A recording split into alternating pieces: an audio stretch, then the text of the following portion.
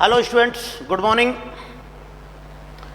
Electrostatics के अंतर्गत हमने कल इलेक्ट्रिक डाइपोल को स्टार्ट किया था और एक बार मैं फिर से रिवाइज करा दे रहा हूँ क्योंकि आज टोटली जो लेक्चर है उसमें इलेक्ट्रिक डाइपोल की ही चर्चा की जाएगी। तो इलेक्ट्रिक डाइपोल क्या होता है बच्चों, ये कल देखा था कि ये कोई ऐसा चार्ज का सिस्टम होता है, दो चार्ज का सिस्टम होता है जिसकी मैग्नीट्यूड क्या होता है बच्चों, सेम होता है। दो पॉइंट चार्ज होते हैं, चार्ज है, पॉइंट चार्ज हो ये जरूरी नहीं है, दो चार्ज हैं सेम मैग्नीट्यूड और अपोजिट नेचर के जो दो चार्ज हैं और इनके बीच की डिस्टेंस कैसी हो, स्मॉल हो, तो ऐसे सिस्टम ऑफ चार्ज को बोलते हैं हम लोग इलेक्ट्रिक डाइपोल। अब जो इलेक्ट्रिक डाइपोल है उसका जो मेजरमेंट करते हैं उसकी स्ट्रेंथ का, उसको बोलते हैं electric dipole moment. Electric dipole moment, electric dipole moment, इसको हम पी से नोट करते हैं और ये होता है किसी भी एक चार्ज का मैग्नीट्यूड इनटू उनके बीच की इफेक्टिव लेंथ, उनके बीच की इफेक्टिव लेंथ। ये यहाँ पर मैंने कितना ले रखा है लेंथ को, 2a। तो ये है इलेक्ट्रिक डाइपोल मोमेंट। अगर मैं 2a की जगह d ले लेता, सपोज करें इसको हटाकर मैं d ले लेता, तो p का फॉर्मूला क्या हो जाता, q into D, effective length. तो यहाँ तक अपनी बात कर चुके थे हम लोग। अब आगे हम आज कुछ क्वेश्चन करेंगे डाइपोल मोमेंट फाइंड करने से रिलेटेड। दो क्वेश्चन कल हमने डिस्कस किए थे जिसमें एक तो बिल्कुल सिंपल कैलकुलेशन बेस्ड HCl जो मॉलिक्यूल्स होता है उसका डाइपोल मोमेंट फाइंड किया था, और भी आज हम अच्छे अच्छे क्वेश्चन डाइपोल मोमेंट पर करने वाले हैं। तो देखें हम पहला क्वेश्चन आज का। बच्चों ये कोई इक्विलेटरल ट्राइंगल है, ए इक्विलेटरल ट्राइंगल है जिसकी साइड ए है, जिसके वर्टेक्स पर इस पॉइंट पर Q चार्ज, इस पर Q चार्ज और यहाँ पर -2Q चार्ज रखा हुआ है, साइड स्मॉल a है। तो ये जो तीन चार्ज हैं इसके सिस्टम का हमें मोमेंट फाइंड करना है। इलेक्ट्रिक डाइपोल मोमेंट क्या होगा, तो क्वेश्चन हो जाएगा find the value of electric dipole moment of system.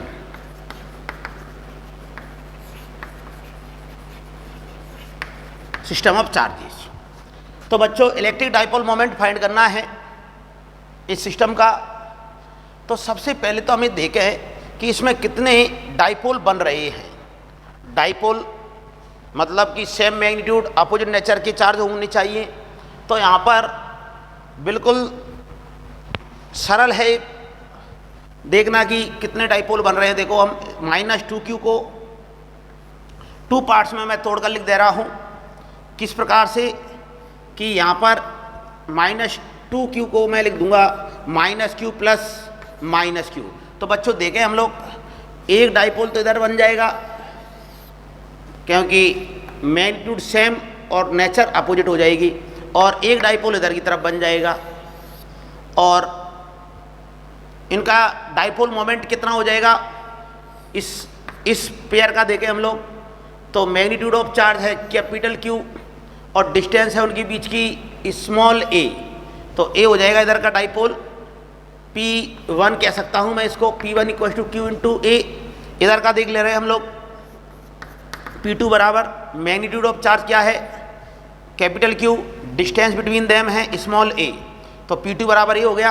अब देखो ये एक वेक्टर क्वांटिटी है, मतलब इस P1 P2 को हम ऐड करेंगे तो यहाँ पर बच्चों हमें वेक्टर एडिशन करना पड़ेगा क्योंकि इलेक्ट्रिक डाइपोल मोमेंट एक वेक्टर क्वांटिटी है जिसकी डायरेक्शन माइनस से प्लस चार्ज की ओर होती है। तो यहाँ पर वेक्टर सम करने के लिए मैं एक इक्विवेलेंट डायग्राम बना ले रहा हूँ। कैसे कि P1 इधर की तरफ है या P2 ले लो, जो भी है, P2 लिया है तो P2 बना लें हम लोग। तो P2 बराबर ये हो जाएगा इधर की तरफ Q इंटू a, और यहाँ पर इधर की तरफ हो जाएगा P1 vector = Q into a, और इनके बीच का जो एंगल है बच्चों ये हो जाएगा 60 डिग्री। क्योंकि हमें मालूम है इक्विलेटरल ट्राइंगल का ईच एंगल कितने डिग्री का होता है, 60 डिग्री का। अब देखो यहाँ पर हम देख पा रहे हैं कि दोनों वेक्टर का मैग्नीट्यूड सेम है और एंगल है 60 डिग्री का। तो बच्चों ये मैंने कूलम्स लॉ के अंतर्गत भी पढ़ाया था, एक्स्ट्रा नॉलेज के अंतर्गत कुछ वेक्टर से रिलेटेड पॉइंट्स बताए थे कि जब भी दो वेक्टर इक्वल मैग्नीट्यूड की 60 डिग्री पर होते हैं तो उनको हम डायरेक्ट ही लिख देते हैं या एज ए स्टैंडर्ड रिजल्ट हम याद रखते हैं कि इनका क्या हो जाता है, √3 टाइम्स हो जाता है। तो मतलब यहाँ पर क्या हो जाएगा, √3 टाइम्स ऑफ Q इंटू ए। तो इसका जो पी नेट आने वाला है, पी नेट ये हो जाएगा बच्चों √3Q इंटू ए। ठीक है बच्चों, तो ए इसका आंसर आएगा। इसी के जैसा एक क्वेश्चन और करके देखेंगे हम लोग। नेक्स्ट क्वेश्चन,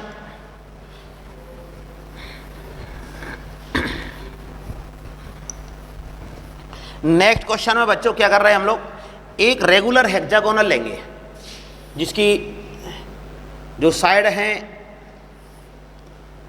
वो सेम रहती है। एक बार मैं बना लूँ डायग्राम को सही तरीके से। 6 साइड हैं और इनकी जो लेंथ है वो इक्वल रहती है। तो ये रेगुलर हेक्सागोनल बनाने का प्रयास किया जा रहा है। ऐसे करते हुए सपोज करें साइड सारी लेंथ बराबर हो चुकी है और इधर -Q ले लूँ, यहाँ पर भी -Q चार्ज ले लूँ, यहाँ पर -Q चार्ज ले लेता हूँ, यहाँ पर +Q +Q और ये रेगुलर हेक्सागोनल जो है उसकी साइड है स्मॉल a। तो बच्चों हमें इस सिस्टम का इलेक्ट्रिक डाइपोल मोमेंट फाइंड करना है कि इलेक्ट्रिक डाइपोल मोमेंट क्या होगा। एक बार तुम लोग वीडियो को पॉज करके खुद सॉल्व करके देखो कि कितना आंसर आया तुम्हारा। अब देखो, इस क्वेश्चन को सॉल्व करने के लिए हमें इलेक्ट्रिक डाइपोल मोमेंट के साथ साथ हल्की पुल्की एक हेक्सागोनल की प्रॉपर्टी भी मालूम होनी चाहिए कि हेक्सागोनल में कौन सा एंगल क्या होता है, कौन सी डिस्टेंस क्या होती है। हालांकि अपन इससे प्रीवियस जो लेक्चर है उसमें मैं इसको बता चुका हूं तुम्हारे को कि तो देखें हम लोग यहाँ पर ये जो सेंटर है बच्चों, यहाँ पर देखें ये जब सेंटर को मैं इस कॉर्नर से मिला रहा हूँ तो ये क्या बन जाता है, ये एंगल 120 का होता है तो ये 60 डिग्री तो 180 एंगल होने की वजह से एंगल भी कितना हो जाएगा, 60 डिग्री हो जाएगा। मतलब ये इक्विलेटरल ट्राइंगल बन जाएगा। तो ये साइड ए है तो ये भी कितना हो जाएगा, ए सीमेट्री से पता चल रहा है ए भी लेंथ कितनी हो जाएगी, ए हो जाएगी। तो ये तो पता चला अपने को कि ए लेंथ टोटल अपोजिट कॉर्नर की जो लेंथ है वो कितनी हो जाएगी, 2a हो जाएगी। अब इसके बाद हम चर्चा करें कि इसमें कितने डाइपोल बन रहे हैं कितने डाइपोल बन रहे हैं। तो ये देखने के लिए देखें हम लोग कितने डाइपोल बनेंगे। एक डाइपोल ए बन रहा है, देख लें हम लोग। एक डाइपोल तो ऐसा बन जाएगा कि माइनस और ए प्लस चार्ज सेम मैग्नीट्यूड के हैं। एक डाइपोल बन जाएगा ऐसे करते हुए। सेकंड डाइपोल ए भी सेम मैग्नीट्यूड अपोजिट नेचर और थर्ड डाइपोल बन जाएगा ऐसे करते हुए। तो यहाँ पर हमें 3 डाइपोल दिखाई दे रहे हैं। एक डाइपोल का डाइपोल मोमेंट की बात करें तो इसका कितना हो जाएगा, P1 नाम दे रहा हूं मैं इसको, P1 = Q इंटू किसी भी एक चार्ज का magnitude Q into effective length कितना हो जाएगा, 2a। अभी देखा है तो ये हो जाएगा Q इंटू 2a। इसी प्रकार से यहाँ पर बात करें जिसको मैं P2 नाम दे देता हूँ तो P2 = भी क्या हो जाएगा बच्चों, और Q इंटू 2a हो जाएगा।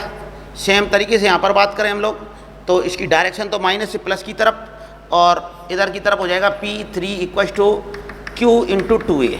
तो ऐसे करते हुए 3 डाइपोल बने हैं। अब हमें इनका वेक्टर सम करना है। वेक्टर सम करने के लिए देख लेते हैं कि P1 की डायरेक्शन इधर की तरफ, P2 की डायरेक्शन इधर की तरफ और P3 की डायरेक्शन इधर की तरफ। और ये एंगल कितने डिग्री का होता है, 60 डिग्री का। तो मैं इसका इक्विवेलेंट डायग्राम ऐसे बना ले रहा हूँ इस प्रकार से। तो बच्चों ए है P और P मान लेता हूँ क्योंकि इनका मैग्नीट्यूड कैसा है, सभी का सेम है। तो P कंसीडर कर लेता हूँ। ए 60 डिग्री हो गया, ए भी 60 डिग्री हो गया। तो पूरा का पूरा ये जो एंगल है वो कितना हो जाएगा, 120 डिग्री का हो गया। अब देखो मैंने तुम्हारे को वेक्टर से रिलेटेड इंपॉर्टेंट पॉइंट्स बताए थे। उस रोज ये भी बताया था कि जब भी दो वेक्टर 120 डिग्री के एंगल पर होते हैं तो उनका सम उन्हीं के बराबर ही आता है, मतलब P आएगा। P और P को ऐड करने पर कितना आएगा? P आएगा। और किधर की तरफ आएगा? बीचों बीच। बीचों बीच का मतलब हो गया 60 डिग्री पर। 120 का हाफ कितना हो जाएगा? 60 डिग्री, मतलब कि इधर की तरफ आएगा। और इधर एक ऑलरेडी डाइपोल मोमेंट है, तो टोटल कितना हो जाएगा? P net. P नेट बराबर हो जाएगा बच्चों 2P। ये ऐड हो जाएंगे सेम डायरेक्शन में आने की वजह से। और P की वैल्यू कितनी थी? कोई सा भी P ले लें हम लोग, सब बराबर हैं, तो Q इंटू 2A। तो ये हो जाएगा Q इंटू 2A, तो फाइनली हो जाएगा 4Q इंटू A। तो this is the final answer of this question. तो बच्चों ए अपने एक क्वेश्चन और किया।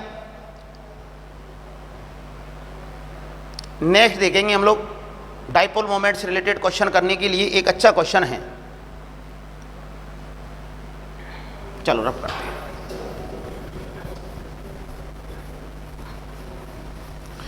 अब स्टूडेंट थोड़ा कॉम्प्लिकेटेड क्वेश्चन हम ले रहे हैं, अच्छा लेवल है उनका। क्या है पहला क्वेश्चन कि एक कोई रिंग है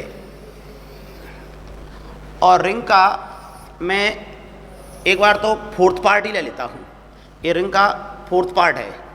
ए आर रेडियस की रिंग है, जिसकी रेडियस ए भी ले सकते हैं, आर ले सकते हैं, मैं आर ले लेता हूँ।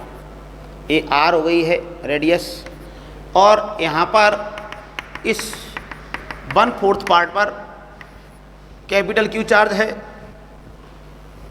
और सेंटर पर -Q चार्ज है। रेडियस आर है, या ऐसा करते हैं इसको स्मॉल लेटर में ले लेते हैं, क्योंकि अभी थीटा लेंगे तो थोड़ा कन्फ्यूजन हो जाएगा क्यू और थीटा में, इसलिए ऐसा करते हैं अपन इसको स्मॉल लेटर में ले लेते हैं। ये है स्टूडेंट क्वेश्चन कि एक क्वार्टर रिंग है जिसके सेंटर पर -Q चार्ज रखा हुआ है और उसके ऊपर यूनिफॉर्मली प्लस का स्मॉल q चार्ज डिस्ट्रीब्यूटेड है। तो इस सिस्टम का हमें इलेक्ट्रिक डाइपोल मोमेंट कैलकुलेट करना है। तो बच्चों यहाँ पर फिर से अगेन क्या देख पा रहे हैं हम लोग कि यहाँ पर एक पॉइंट चार्ज नहीं है, तो इफेक्टिव लेंथ या फिर बात करें हम लोग इसका वेक्टर सम किधर की तरफ करें, इसलिए अब इसको हम डायरेक्ट नहीं कर सकते। इसमें क्या करेंगे, क्योंकि पॉइंट चार्ज नहीं है तो इसमें हम फिर से अगेन इंटीग्रेशन की हेल्प लेंगे और सबसे पहले हम इसमें लेंगे एलिमेंट। तो देखो बच्चों, ये जो रिंग होता है, रिंग में जो एलिमेंट लेने का तरीका होता है वो क्या होता है कि थीटा एंगल पर जाकर, जैसे सपोज करें ए हो गया, थीटा एंगल यहाँ से ले रहा हूँ मैं, डी थीटा का कोई एलिमेंट लिया जाता है। ये अच्छी तरह से याद रखें हम लोग कि रिंग के केसेज में जो एलिमेंट लेते हैं उसका तरीका क्या होता है कि थीटा पर जाकर हम डी थीटा मोटाई का, थिकनेस का हम एक एलिमेंट ले लेंगे। तो ये एलिमेंट लिया है और जिस पर चार्ज कितना है प्लस का DQ, और जैसे अपन इस पूरे रिंग को छोटे छोटे एलिमेंट में तोड़ रहे हैं तो उसके करस्पॉन्डिंग यहाँ पर भी हम माइनस का DQ, ऐसे बहुत सारे उनके करस्पॉन्डिंग एलिमेंट ले लेंगे। तो यहाँ पर भी इसको तोड़ते हुए मैं एक इसका छोटा सा पार्ट क्या ले रहा हूँ, माइनस का DQ। ठीक है बच्चों, तो ये माइनस का DQ और ये प्लस का DQ, ये क्या बनाएंगे, डाइपोल बनाएंगे। और जिनके बीच की डिस्टेंस कितनी हो जाएगी, रेडियस की इक्वल रहेगी, आर की इक्वल रहेगी। तो हम देखते हैं, पहले तो एलिमेंट का डाइपोल मोमेंट फाइंड करेंगे और उसके बाद उसका इंटीग्रेशन के बारे में सोचेंगे। तो सबसे पहले तो हम बात करते हैं कि इस DQ की वैल्यू क्या होगी। तो मैं DQ को मैं यहाँ पर कैलकुलेट करके लिख रहा हूँ। DQ बराबर हो जाएगा लैम्बडा लीनियर डेंसिटी इंटू इतनी सी जो लेंथ है, यहाँ से यहाँ तक की लेंथ क्या हो जाएगी, R D थीटा। हमेशा यही होती है रिंग के केसेज में, जो एलिमेंट लेते हैं उसकी जो लेंथ होती है वो कितनी होगी, R D थीटा। ठीक है बच्चों, अब लैम्बडा क्या होता है, टोटल चार्ज यूनिफॉर्मली डिस्ट्रीब्यूटेड। तो हम क्या लिख सकते हैं, टोटल चार्ज अपॉन लेंथ, यहाँ से यहाँ तक क्या हो जाएगा पाई R, ये तो है हाफ होता तो पाई R अपॉन 2, पाई R अपॉन 2। लैम्बडा की वैल्यू हो जाएगी total charge upon total length into R D theta. अब ये R से R कैंसिल आउट हो जाएगा, तो DQ जो एलिमेंट पर चार्ज है वो आ जाएगा फाइनली, ये 2 ऊपर चला जाएगा तो 2Q D थीटा अपॉन पाई। ठीक है बच्चों, और जब डी क्यू आ गया है तो जो एलिमेंट है उसका मोमेंटम आ जाएगा, उसका मोमेंटम डी पी को से डिनोट कर रहा हूँ मैं, तो डी पी बराबर क्या हो जाएगा, चार्ज, चार्ज का मतलब डी क्यू इंटू आर, ये रेडियस कितनी है, सॉरी ये डिस्टेंस कितनी है, रेडियस की इक्वल। अब डी क्यू की वैल्यू मैं यहाँ से पुट कर दूँ तो ये हो जाएगा D P equals to D Q D theta upon pi into R. तो ए एलिमेंट का डाइपोल मोमेंट आ गया है।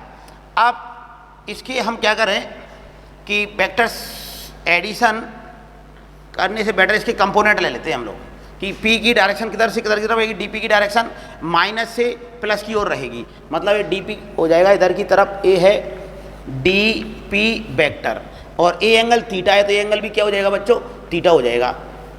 ये थीटा हो गया तो इधर की तरफ कौन सा कंपोनेंट आ जाएगा इसका, ये हो जाएगा DP कॉस थीटा और ए कंपोनेंट आ जाएगा DP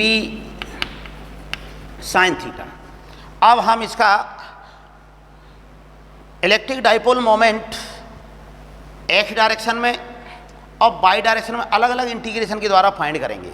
तो सबसे पहले हम बात करते हैं पी एक्स बराबर, पी एक्स इक्वल टू क्या हो जाएगा बच्चों, ये हो जाएगा डी पी कॉस थीटा का integration, D P cos theta का इंटीग्रेशन हम करें तो ये पी एक्स डायरेक्शन में आ जाएगा और लिमिट कहाँ से कहाँ तक लगाएंगे हम लोग, लिमिट लगाएंगे 0 से लेकर π/2 तक, मतलब 90 डिग्री तक, 0 से लेकर π/2 तक। dp की वैल्यू पुट कर दूं मैं, dp ए रहा तो dp ए रहा तो ये कितना हो जाएगा 2qr अपॉन पाई, ये तो कांस्टेंट है बाहर आ जाएगा और अंदर क्या रह जाएगा बच्चों, अंदर रह जाएगा डी थीटा और कॉस थीटा, तो ये हो जाएगा कॉस थीटा डी थीटा 0 से लेकर π/2 तक। और देखें हम पी एक्स वैक्टर कितना आ रहा है, ए आ रहा है 2qr upon pi, 2qr upon pi और इसका इंटीग्रेशन करें तो ये हो जाएगा कॉस थीटा का इंटीग्रेशन होता है प्लस का साइन थीटा बच्चों, ये हमें एज ए फॉर्मूला में याद करनी चाहिए, या 11th क्लास में जब बेसिक मैथमेटिक्स पढ़ाई जाती तो ये बेसिक फॉर्मूलों में आते हैं। तो कॉस थीटा का इंटीग्रेशन क्या हो जाएगा साइन थीटा, लिमिट लगा दें हम लोग 0 से लेकर π/2, तो फाइनली कितना आ जाएगा 2qr अपॉन पाई और इसमें जब वैल्यू पुट करेंगे तो ये आएगा साइन π/2 माइनस साइन 0 डिग्री और ये इसकी वैल्यू 1 आ जाएगी, इसकी वैल्यू 1 और इसकी वैल्यू 0 आएगी। तो ये फाइनली पी एक्स बराबर आ गया, इसको मैं यहाँ पर ही लिख दे रहा हूँ, पी एक्स बराबर आया फाइनली कितना आया बच्चों, इंटीग्रेशन करने के बाद 2qr अपॉन पाई। इसी प्रकार से हम देख रहे हैं वाई डायरेक्शन में, तो वाई डायरेक्शन में कैलकुलेट करें, मैं इधर करा देता हूँ वाई डायरेक्शन में कि कितना डाइपोल मोमेंट आएगा। तो पी वाई के लिए क्या करेंगे हम लोग, इस कंपोनेंट का इंटीग्रेशन करेंगे तो ए हो जाएगा डी पी साइन थीटा 0 से लेकर π/2 तक की लिमिट सेम रहेगी। अब p की वैल्यू पुट कर दे रहा हूँ मैं, p की वैल्यू पुट करके कांस्टेंट लेंगे तो 2qr अपॉन पाई, ए तो बाहर आ जाएगा, अंदर आ जाएगा साइन थीटा डी थीटा और 0 से लेकर π/2 और आगे सॉल्व करें हम लोग इसको 2qr अपॉन पाई।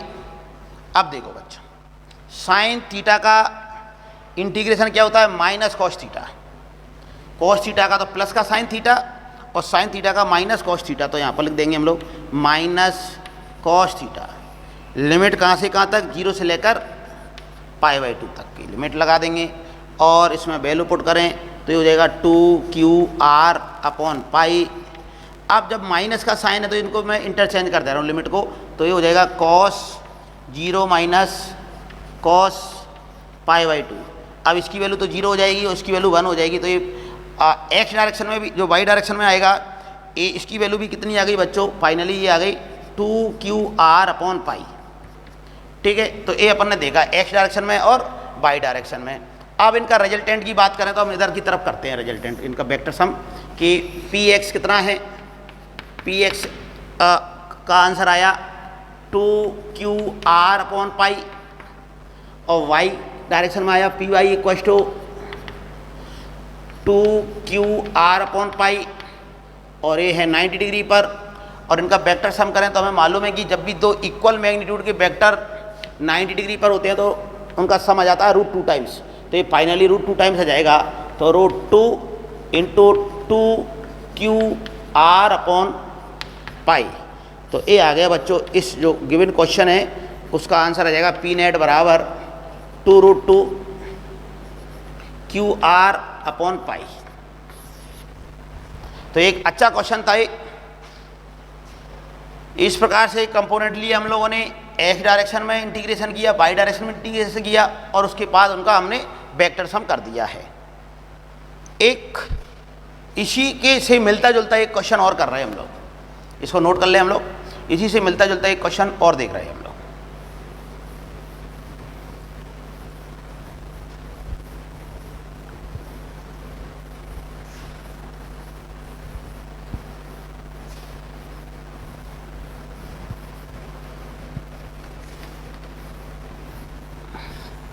क्या है स्टूडेंट, क्वेश्चन देखें कि एक रिंग है,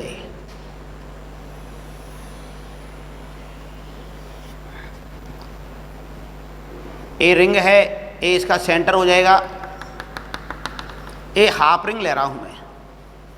इस प्रकार से एक हाफ रिंग है और इसके ऊपर बच्चों, इस हाफ रिंग के ऊपर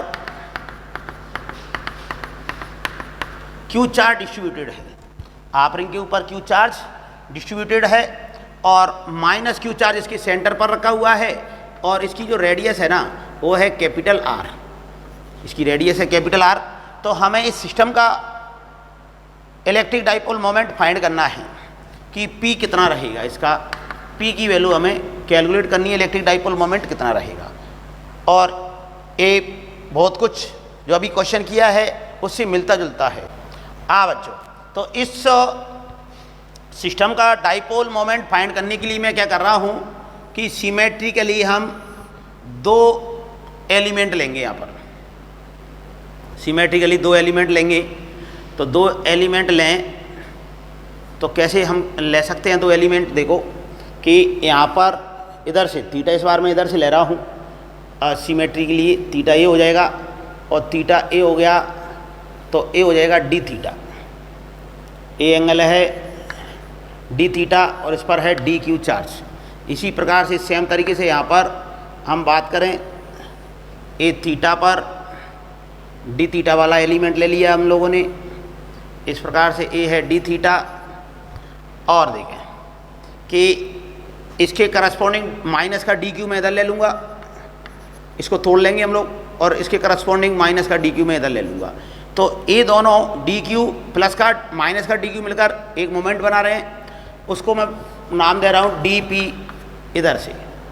इसी प्रकार से डायरेक्शन ऐसे रहेगी, ए इसकी डायरेक्शन इधर की तरफ रहेगी, ए भी कितना हो जाएगा डी पी वेक्टर। ठीक है बच्चों, अब हम क्या कर रहे हैं, इनके कंपोनेंट ले रहे हैं, दोनों के हम क्या कर रहे हैं कंपोनेंट ले रहे हैं। तो जब इनके कंपोनेंट लेंगे तो इस साइड के जो कंपोनेंट आएंगे, ये थीटा है तो इधर की तरफ जो कंपोनेंट आएंगे इसका कंपोनेंट आ जाएगा डी पी कॉस थीटा और इधर की तरफ आएगा डी पी साइन थीटा। ऐसे ही हम इसकी चर्चा करें तो इसके कंपोनेंट इधर की तरफ आ जाएगा डी पी कॉस थीटा और इधर की तरफ आएगा डी पी साइन थीटा। तो जो हॉरिजॉन्टल डायरेक्शन में जो कंपोनेंट आ रहे हैं तो क्या हो जाएंगे, कैंसिल आउट हो जाएंगे। ठीक है, और वर्टिकल वाले जुड़ जाएंगे। तो ये पी नेट आएगा, पी नेट वो क्या होगा बच्चों, पी नेट आ जाएगा इंटीग्रेशन ऑफ, पूरे का इंटीग्रेशन कर दें जोड़कर कितना हो जाएगा 2dp कॉस थीटा। ठीक है स्टूडेंट, लिमिट क्या लग जाएगी 0 से लेकर π/2 तक की लिमिट लग जाएगी। और dp अब इससे पहले वाले क्वेश्चन में देखा था कि कितना आया था dp बराबर, तो dp बराबर एक बार देख लेते हैं क्योंकि यहाँ पर जो q चार्ज है वो पाई पर है। तो dq के लिए क्या करें, सबसे पहले तो हम देखेंगे कि dp इक्वल टू हो जाएगा dq × r। और डी क्यू बराबर हो जाएगा क्यू इंटू पाई आर। कितना हो जाएगा? Q into total charge upon इतना और R theta lambda into R D theta इसकी लेंथ है और ए है आर से आर कैंसिल आउट हो गया तो डी पी बराबर आ गया, ये हो जाएगा 2 D P Q R D theta upon पाई और ये हो जाएगा कॉस थीटा। 0 से लेकर पाई बाई की लिमिट लग जाएगी और आगे सॉल्व करें हम इसको तो इसमें से कुछ कॉमन कांस्टेंट है उनको बाहर ले लेते हैं हम लोग। 2 कांस्टेंट है बाहर ले लेंगे, 2 Q R upon pi, 2 Q R upon pi को मैंने बाहर ले लिया तो ये हो जाएगा 0 से pi by 2 cos theta D theta. ठीक है बच्चों, ये ऐसा इंटीग्रेशन अभी थोड़ी देर पहले ही हमने किया था कि 2 Q R upon pi, 2 Q R upon pi. ठीक है, और ये कॉस थीटा का इंटीग्रेशन हो जाता है साइन थीटा। लिमिट लगा देंगे 0 से लेकर पाई बाई 2 तो इस इंटीग्रेशन की वैल्यू 1 हो जाती है। तो पी नेट इक्वल टू कितना आने वाला है इसका? पी नेट इक्वल हो जाएगा 2 क्यू आर अपॉन पाई। ठीक है बच्चों, this is the final answer of this question. और इसमें जब लिमिट वगैरह पुट करते हैं तो साइन पाई बाई 2 की वैल्यू 1 हो जाएगी और इसकी वैल्यू 0 हो जाएगी तो इसका आंसर 1 आने वाला है। तो ये अपन ने देखा एक अच्छा सा क्वेश्चन। अब इसमें हम चाहे तो एक तरीका और लगा सकते थे। वो मेथड क्या होता बच्चों कि जो इससे पहले अपन ने 1/4 का जो क्वेश्चन किया था, एक पार्ट इधर ले लेते एक पार्ट इधर ले लेते, उनका वेक्टर सम करके भी ये आंसर लाया जा सकता था। चलो तो ये अपन ने देखा। अब देख रहे हैं हम लोग आगे कि इससे एक और अच्छा रिजल्ट निकल कर आया सामने कि अगर हमें 11th क्लास का सेंटर ऑफ मास वाला टॉपिक पता है तो तुम्हें बहुत जल्दी सही रहेगा, मतलब समझ में आ जाएगा। क्या है वो कि ये अगर कोई हाफ रिंग है, कितनी रेडियस की हाफ रिंग है, आर रेडियस की हाफ रिंग है, तो इसका जो सेंटर ऑफ मास हुआ करता था वो कितना हुआ करता था? हाफ रिंग का। तो हाफ रिंग का सेंटर ऑफ मास हुआ करता था बच्चों 2r upon pi. Centre of mass की जो पोजीशन हुआ करती थी इसके सेंटर से, रिंग के सेंटर से, वो हुआ करती थी 2r अपॉन पाई। तो यहाँ पर देखें हम लोग तो ये क्या आ रहा है, पी नेट क्या आ रहा है देखें एक बार। पी नेट आ रहा है q इंटू 2r अपॉन पाई।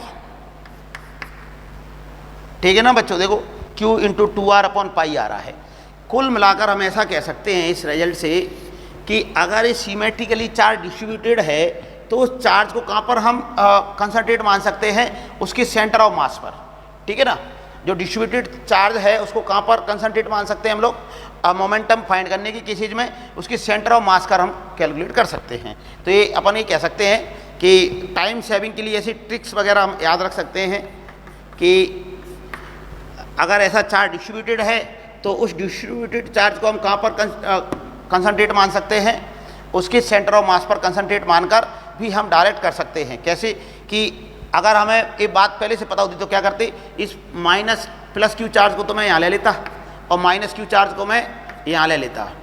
ठीक है बच्चों, और ये डिस्टेंस हमें मालूम है कि सेंटर ऑफ मास कहाँ पर होता है तो इसका जो P की वैल्यू है वो डायरेक्ट आ जाती है कि P इक्वल टू क्या हो जाएगा? Q इंटू ये जो डिस्टेंस है 2r अपॉन पाई। तो हम डायरेक्ट भी इसका आंसर ला सकते थे। अब देखो इसी बात को ध्यान में रखते हुए एक क्वेश्चन और कर रहे हैं हम लोग। इसी बात को, इसी ट्रिक को हम ध्यान में रखेंगे कि कैसे इलेक्ट्रिक डाइपोल मोमेंट निकालेंगे डिस्ट्रीब्यूटेड मास सिस्टम दे रखा हो तो बच्चों एक क्वेश्चन है इस टाइप से कि एक रॉड है, कितनी लेंथ की रॉड है? ये एल लेंथ की रॉड है। एल लेंथ की रॉड पर capital Q charge uniformly distributed है और इसके सेंटर से परपेंडिकुलर डिस्टेंस x पर चार्ज रखा हुआ है माइनस क्यू। एक एल लेंथ की रॉड पर capital Q charge uniformly distributed है और उस रॉड के सेंटर से परपेंडिकुलर डिस्टेंस कितनी, उस लेंथ की परपेंडिकुलर डायरेक्शन में माइनस क्यू चार्ज रखा हुआ है। इस सिस्टम का हमें इलेक्ट्रिक डाइपोल मोमेंट फाइंड करना है, इलेक्ट्रिक डाइपोल मोमेंट फाइंड करना है। तो देखो कैसे कर सकते हैं हम लोग कि अभी अभी मैंने बताया कि हम इस चार्ज डिस्ट्रीब्यूशन को कहाँ पर कंसंट्रेट मान सकते हैं, कहाँ पर रखा हुआ मान सकते हैं, सेंटर ऑफ मास पर। कहाँ पर रखा हुआ मान सकते हैं बच्चों, सेंटर ऑफ मास पर। और हमने एक पढ़ा है कि जो यूनिफॉर्मली रॉड होती है उसका सेंटर ऑफ मास कहाँ पर होता है, बीचों बीच होता है। बीचों बीच होता है मतलब इस कैपिटल क्यू चार्ज को मैं जो पूरी लेंथ पर डिस्ट्रीब्यूटेड है कहाँ पर मान सकता हूँ, उसके सेंटर ऑफ मास पर मैं मान सकता हूँ। तो सेंटर ऑफ मास पर मान सकता हूँ तो ये हो जाएगा भाई, सेंटर ऑफ मास यहाँ पर ही तो है ना, तो सेंटर ऑफ मास पर तो हो जाएगा प्लस क्यू चार्ज, और यहाँ से कितनी डिस्टेंस पर, एक्स डिस्टेंस पर हो जाएगा माइनस क्यू चार्ज। ठीक है बच्चों, कि इस पूरे चार्ज को मैंने कहाँ पर कंसंट्रेट मान लिया है, कहाँ पर रखा हुआ मान लिया है, इसकी सेंटर ऑफ मास पर, और इनके बीच की डिस्टेंस हो जाएगी x। तो अब बिल्कुल सिंपल है कि इसका इलेक्ट्रिक डाइपोल मोमेंट कितना हो जाएगा, P बराबर Q इंटू एक्स। तो this is the answer of this question. तो ये बहुत आसानी से हो गया, तो ये बात को अपन को याद रखना है। एक क्वेश्चन और कर रहे हैं हम लोग इसी इलेक्ट्रिक डाइपोल मोमेंट फाइंड करने से रिलेटेड, एक लास्ट क्वेश्चन और करते हैं। देखो क्या है क्वेश्चन बच्चों। क्वेश्चन ए है कि एक हमें हेमीस्फीयर दे रखा है, होलो हेमीस्फीयर दे रखा है। एक बार मैं बना ले रहा हूं हेमीस्फीयर को। ये हमें एक हेमीस्फीयर दे रखा है बच्चों, होलो हेमीस्फीयर है। इसकी सरफेस पर कैपिटल क्यू चार्ज है, ए इसकी रेडियस आर है हेमीस्फीयर की, और इसकी सेंटर पर माइनस क्यू चार्ज रखा हुआ है। ए होलो हेमीस्फीयर है, ठीक है, होलो हेमीस्फीयर है। तो इसका पी हमें कैलकुलेट करना है कि कितना रहेगा पी की वैल्यू। खोखला अर्धगोला है जिसकी सरफेस पर capital Q charge uniformly distributed है और सेंटर पर रखा हुआ है माइनस क्यू चार्ज। तो हमें इसका पी फाइंड करना है। तो देखो बच्चों, अगर हमें मालूम है कि होलो हेमीस्फीयर का सेंटर ऑफ मास कहाँ पर होता है, तो हम इसको बिल्कुल इजी वे में कर सकते हैं। कैसे, क्या देखेंगे हम लोग कि इसका जो सेंटर ऑफ मास होता है किसका, होलो हेमीस्फीयर का, वो कहाँ पर होता है, R/2 पर होता है। अगर ये सेंटर है जहाँ पर कितना चार्ज रखा हुआ है माइनस क्यू, और यहाँ पर जो डिस्टेंस है ये है R/2। जो सेंटर ऑफ मास होता है हेमी होलो स्फीयर का वो होता है R/2 पर। तो इसको मैं कहाँ पर मान लूँगा, इसको मान लूँगा मैं कैपिटल क्यू, मतलब R/2 और डिस्टेंस पर कैपिटल क्यू हो गया। तो अब देखो ये बिल्कुल सिंप्लीफाई होकर ये डाइपोल बन गया अपने पास, और डाइपोल बन गया है। तो अब हम बिल्कुल इजी वे में इसका इलेक्ट्रिक डाइपोल मोमेंट की वैल्यू लिख सकते हैं कि पी नेट इक्वल टू कितना हो जाएगा। तो पी नेट इक्वल टू हो जाएगा बच्चों Q इंटू R/2। तो ये हमने क्वेश्चन किए इलेक्ट्रिक डाइपोल मोमेंट फाइंड करने से related. Student, electric dipole moment के बाद हम अब पढ़ने जा रहे हैं electric field intensity due to electric dipole. तो ये है टॉपिक इलेक्ट्रिक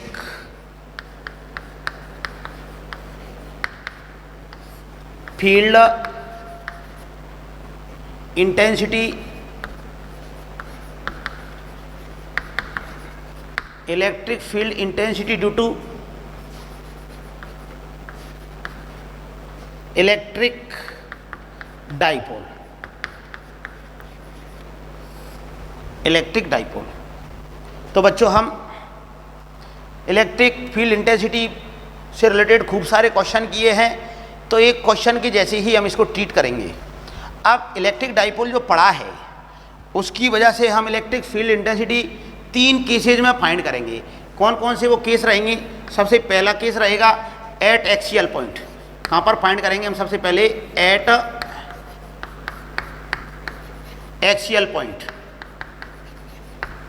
पहला केस तो ये रहेगा कि एक्सिस पर कोई पॉइंट लाई कर रहा है तो उस पर हम इंटेंसिटी फाइंड करेंगे, कैलकुलेशन करेंगे उसकी। नेक्स्ट रहेगा eight equatorial point, equatorial point. Third हो जाएगा कोई जनरल पॉइंट, जनरल पॉइंट। तो ऐसे करते हुए हम 3 केसेज में डाइपोल की वजह से इंटेंसिटी फाइंड करेंगे। सबसे पहले एक्सियल पॉइंट पर, फिर इक्वेटोरियल पॉइंट पर, और नेक्स्ट है कोई जनरल पॉइंट ले लेंगे, ऐसा पॉइंट जो ना तो एक्सिस पर लाई कर रहा हो और ना इक्वेटर पर हो। तो सबसे पहले हम बात करेंगे electric field intensity at equatorial point. तो पहला केस को हम डिस्कस कर रहे हैं बच्चों कि जो इलेक्ट्रिक फील्ड इंटेंसिटी की कैलकुलेशन हम करेंगे वो कहाँ पर करने वाले हैं, एक्सिस पर। तो ये हो जाएगा electric field intensity at axial point. तो बच्चों ए कोई डाइपोल है, ए माइनस क्यू चार्ज हो जाएगा, ए प्लस क्यू चार्ज हो गया, और इन दोनों चार्ज का जो मिड पॉइंट होता है, इसको कि मैं ओ से डिनोट कर रहा हूं, इसको बोलते हैं हम सेंटर ऑफ डाइपोल। दोनों चार्ज के बीच का मिड पॉइंट को क्या बोलेंगे, सेंटर ऑफ डाइपोल। और इन दोनों चार्ज के बीच की जो डिस्टेंस है वो ले लेता हूं मैं स्मॉल टू स्मॉल ए, इस प्रकार से हो गया। अब दोनों चार्ज को जो मिलाने वाली लाइन होती है, the line joining both the charge, इसको बोलते हैं हम एक्सिस। इसको क्या बोलते हैं हम लोग, एक्सिस। और इसके परपेंडिकुलर लाइन जो होती है इसको बोलते हैं हम इक्वेटर, इसको बोलते हैं हम इक्वेटर। तो देख रहे हैं हम लोग एक्सिस पर कैलकुलेशन करने के लिए कोई पॉइंट ले लेते हैं हम लोग, कितनी डिस्टेंस पर, आर डिस्टेंस पर। ये जो भी डिस्टेंस दी जाती है इलेक्ट्रिक डाइपोल के केसेज में, वो सभी डिस्टेंस कहाँ से ली जाती हैं बच्चों, उसके सेंटर से ली जाती हैं, डाइपोल के सेंटर से ली जाती है। तो ये सेंटर से हमने आर डिस्टेंस पर कोई पॉइंट लिया पी, जहाँ पर कि हमें इलेक्ट्रिक फील्ड इंटेंसिटी फाइंड करनी है। तो देखें हम लोग कि इस पॉइंट पर इलेक्ट्रिक फील्ड इंटेंसिटी फाइंड करने के लिए एक तो ए पॉइंट चार्ज हो गया प्लस का क्यू, और एक माइनस का क्यू चार्ज हो गया, और इनकी वजह से जो इंटेंसिटी आएंगी उनका हम क्या कर देंगे, वेक्टर सम करके और एक्सियल पॉइंट पर इलेक्ट्रिक फील्ड इंटेंसिटी फाइंड करेंगे। तो देखो यहाँ पर प्लस चार्ज की वजह से जो इलेक्ट्रिक फील्ड इंटेंसिटी रहेगी वो कैसी रहेगी, रेडियली आउटवर्ड। तो इसकी वजह से मैं इंटेंसिटी मान रहा हूँ कि इधर की तरफ है, ए है E1 radially outward positive charge की वजह से, और ये जो नेगेटिव चार्ज है उसकी वजह से रेडियली इनवर्ड उसी लाइन के अलोंग अंदर की तरफ। तो ए है E2 वेक्टर। ठीक है बच्चों, ये पॉइंट चार्ज ही तो है ना। पॉइंट चार्ज की वजह से क्या होती है, इंटेंसिटी हमने पहले पढ़ा है KQ/R²। ए अपन पढ़ चुके हैं ऑलरेडी, KQ/R ये होती है intensity due two point charge. तो यहाँ पर चर्चा कर रहे हैं हम लोग कि इसकी वजह से इंटेंसिटी फाइंड करेंगे। तो Q तो ए हो गया, और R का मतलब डिस्टेंस, उस पॉइंट और चार्ज के बीच की डिस्टेंस कितनी हो जाएगी, ए हो जाएगी R माइनस ए, R माइनस ए हो जाएगी। ये डिस्टेंस कैसे हो जाएगी कि ये टोटली R है और इधर से ए कम हो जाएगी तो इतना हो जाएगा, और यहाँ से हम डिस्टेंस लें तो यहाँ से डिस्टेंस हो जाएगी R प्लस ए। ऐसे करते हुए तो ये हमने डिस्टेंस ले ली है। अब आगे चर्चा कर रहे हैं हम लोग कि E1 की वैल्यू क्या होगी बच्चों। तो मैं यहाँ पर लिख दे रहा हूँ E1 इक्वल टू कितना हो जाएगा, E1 वेक्टर इक्वल टू हो जाएगा KQ/R²। मतलब कि डिस्टेंस कितना है यहाँ से, स्मॉल r माइनस ए का स्क्वायर, और वेक्टर फॉर्म में ले रहा हूँ तो ये हो जाएगा कि जो इलेक्ट्रिक डाइपोल मोमेंट हुआ करती थी उसकी डायरेक्शन इधर की तरफ होती है, माइनस से प्लस की तरफ। मतलब P की डायरेक्शन किधर की तरफ रहेगी, इधर की तरफ रहेगी, और E1 की डायरेक्शन भी इधर की तरफ है। तो इसको मैं डायरेक्शन ऐड करने के लिए यहाँ पर एक यूनिट वेक्टर लगा देता हूँ, P कैप। P कैप क्या है, unit vector in direction of electric dipole moment. इसी प्रकार से बच्चों E2 देख लेते हैं हम लोग, E2 कितना रहेगा। तो E2 के लिए बात करें हम लोग तो E2 के लिए डिस्टेंस ये हो जाएगी, तो हो जाएगा KQ अपॉन आर प्लस ए का स्क्वायर। और डायरेक्शन किधर है बच्चों, देखें हम जरा, तो डायरेक्शन है इसकी पी इधर की तरफ है, पी वेक्टर, और ई2 वेक्टर इधर है, तो मतलब ये अपोजिट डायरेक्शन की वजह से मैं यहाँ पर क्या लगा दूंगा, माइनस पी कैप वेक्टर। तो देखें हम लोग, ए पॉजिटिव चार्ज की वजह से पॉइंट किया, ए नेगेटिव चार्ज की वजह से पॉइंट की इंटेंसिटी। अब इनका क्या करते हैं हम लोग, वेक्टर सम कर दें तो नेट इंटेंसिटी फाइंड हो जाएगी। तो देख रहे हैं हम लोग नेक्स्ट कि E net equal to E axial कह सकता हूं मैं यहाँ पर, ई एक्सियल इक्वल टू क्या हो जाएगा बच्चों, E1 vector plus E2 vector. ठीक है बच्चों, अब वैल्यू पुट कर दो, E1 की वैल्यू एंड E2 की वैल्यू हम पुट कर दे रहे हैं यहाँ से। तो ए हो जाएगा ई एक्सियल या axis equal to K Q upon are minus ए का स्क्वायर पी कैफ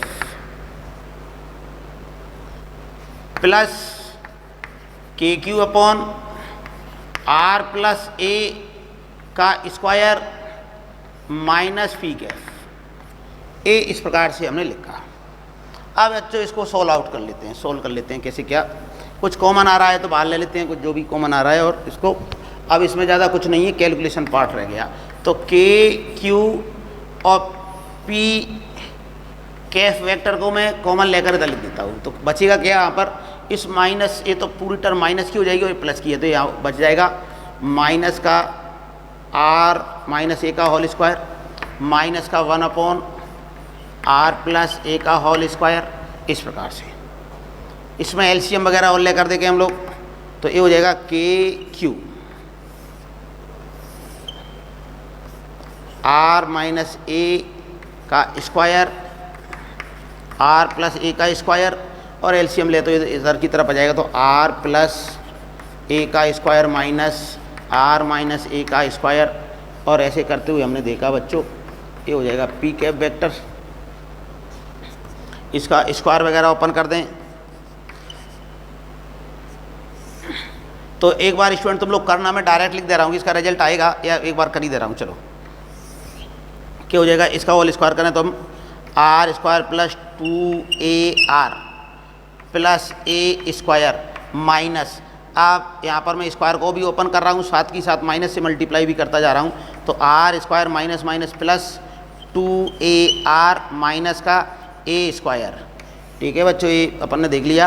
अब यहाँ पर इसको जब देखेंगे तो a plus B A minus B, ऐसा कोई फॉर्मूला होता है जो छोटी क्लास में पढ़ाया जाता है। तो ये क्या हो जाएगा, आर स्क्वायर माइनस ए स्क्वायर, और दोनों का स्क्वायर है तो ये दोनों का ऊपर भी स्क्वायर हमने लगा दिया। आर स्क्वायर से आर स्क्वायर कैंसिल आउट हो जाएगा, ए स्क्वायर से ए स्क्वायर कैंसिल आउट हो जाएगा, और ए जुड़ जाएगा। तो क्या आएगा रिजल्ट, वो मैं यहाँ पर लिख दे रहा हूँ कि E axis equal to K Q into क्या रह गया 4AR upon R square minus ए स्क्वायर का भी स्क्वायर, और कौन सी डायरेक्शन में, पी कैप की डायरेक्शन में। अब बच्चों यहाँ पर देखने वाली बात ये रहेगी कि डाइपोल से रिलेटेड, इलेक्ट्रिक डाइपोल से रिलेटेड जितनी भी डेरिवेशंस हैं या जितने भी रिजल्ट हैं वो पी की टर्म्स में आते हैं। और यहाँ पर अपने को कहीं पी दिखाई नहीं दे रहा, तो हमें मालूम है पी इक्वल टू क्या होता है, पी इक्वल टू होता है क्यू इंटू 2A।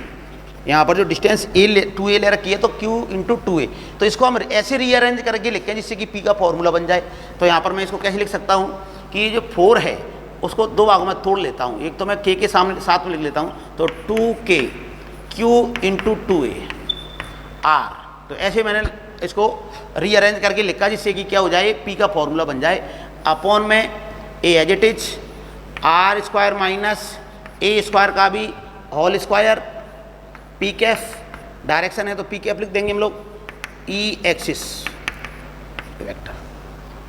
ए इलेक्ट्रिक डाइपोल मोमेंट पी बन चुका है, तो इसको मैं और आगे सॉल्व करके क्या लिख सकता हूँ, 2KPR upon R square minus ए स्क्वायर का भी स्क्वायर।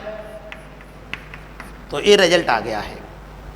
अब बच्चों होता क्या है कि जो इलेक्ट्रिक डाइपोल मोमेंट होता है उसके जो दो चार्ज होते हैं उनके बीच की जो डिस्टेंस होती है वो एंगस्ट्रॉम में होती है, बहुत स्मॉल होती है। तो मैं क्या कह सकता हूँ यहाँ पर कि इफ़ या since r greater than small a, मतलब जो ए है चार्ज के बीच की डिस्टेंस वो बहुत कम होती है, तो स्क्वायर का डिफरेंस तो और भी ज़्यादा रह जाएगा। तो हम क्या कह सकते हैं कि आर स्क्वायर माइनस ए स्क्वायर ऑलमोस्ट होगा ए आर स्क्वायर, ऑलमोस्ट किसके बराबर होगा, आर स्क्वायर के इक्वल हो जाएगा। आर स्क्वायर इक्वल हो जाएगा तो कितना हो जाएगा, ये ई बराबर हो जाएगा K P 2kp R upon A R square का भी स्क्वायर आर की पावर 4 इंटू पी कैप, एक कैंसिल आउट हो गया। और पी कैप को बच्चों में क्या लिख सकता हूँ, यूनिट वेक्टर को P vector upon P. Unit vector को ध्यानपूर्वक सुने हम लोग कि यूनिट वेक्टर होता है कि जिस वेक्टर की डायरेक्शन की मैं लिख रखा है इसको, तो उसी वेक्टर में उसी के मैग्नीट्यूड का हम क्या कर देते हैं, डिवाइड कर देते हैं। तो ये पी कैप वेक्टर का फॉर्मूला है, जिसको मैंने पी कैप को क्या लिख दिया, पी वेक्टर अपॉन पी। और पी जो लिखा है उससे क्या हो जाएगा, एक कैंसिल आउट हो जाएगा, तो फाइनली रिजल्ट आ जाएगा बच्चों। उस फाइनल जो रिजल्ट आएगा उसको मैं यहाँ लिख दे रहा हूँ, और इसको हमें बहुत अच्छी तरह से याद रखना है। ये जब हम ऑब्जेक्टिव टाइप के क्वेश्चन करने बैठेंगे तो ये डेरिवेशन नहीं करेंगे हम लोग, बल्कि हमें डायरेक्ट रिजल्ट याद होनी चाहिए।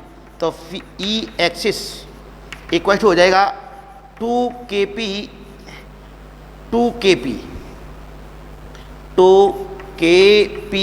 Vector upon are cube.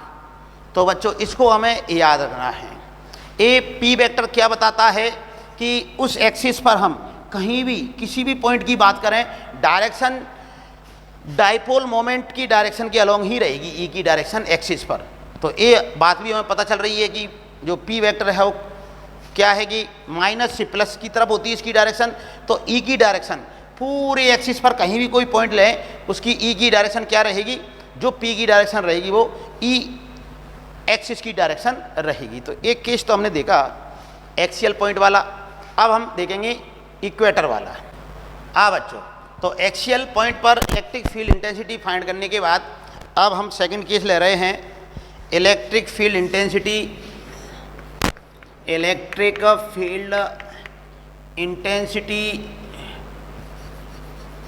Due to electric dipole at equatorial point. ये हम बात कर रहे हैं कि इक्वेटोरियल पॉइंट पर हम इक्वेटर पर कोई पॉइंट लेंगे तो उस पर रिजल्ट क्या आने वाला है। तो फिर से अगेन एक डायग्राम बनाए हम लोग कि ये कोई थोड़ा सा मैं बड़ा करके दिखा रहा हूँ इस डायग्राम को पहले की तुलना में। ये हो जाएगा माइनस का क्यू, ये हो जाएगा प्लस का क्यू, और इनके जो बीच का पॉइंट रहेगा मिड पॉइंट, उसको बोलते हैं सेंटर ऑफ द डाइपोल, और इनके बीच की डिस्टेंस ले लेता हूँ मैं 2a है। ठीक है, तो इसका डाइपोल मोमेंट कितना हो जाएगा, q इंटू 2a। अब इक्वेटर क्या होता है कि ऐसी लाइन जो कहाँ से पास होती हो, सेंटर से पास होती हो। ऐसी लाइन जो डाइपोल के सेंटर से पास होती हो और कैसी हो, 90 डिग्री परपेंडिकुलर पास होती हो। सेंटर से तो पास होती हो, साथ की साथ कैसी हो, परपेंडिकुलर हो। तो ऐसी लाइन को बोलते हैं बच्चों हम इक्वेटर ऑफ डाइपोल। ये तो हो जाएगा एक्सिस ऑफ डाइपोल, और ये लाइन हो जाएगी इक्वेटर ऑफ डाइपोल। ठीक है बच्चों, अब हम कोई पॉइंट ले लेते हैं, यहाँ पर पी पॉइंट ले लेता हूँ जहाँ पर अपने को इलेक्ट्रिक फील्ड इंटेंसिटी फाइंड करनी है। और ये डिस्टेंस जो है यहाँ से यहाँ तक की, इसको ले लेता हूँ मैं स्मॉल आर की। जो पॉइंट है वो इसके सेंटर से कितनी डिस्टेंस पर है, स्मॉल आर डिस्टेंस पर है। तो देखें हम लोग यहाँ पर कि इस पॉइंट पर जो इलेक्ट्रिक फील्ड इंटेंसिटी बनेंगी वो किसकी वजह से बनेंगी, माइनस क्यू और प्लस क्यू चार्ज की वजह से।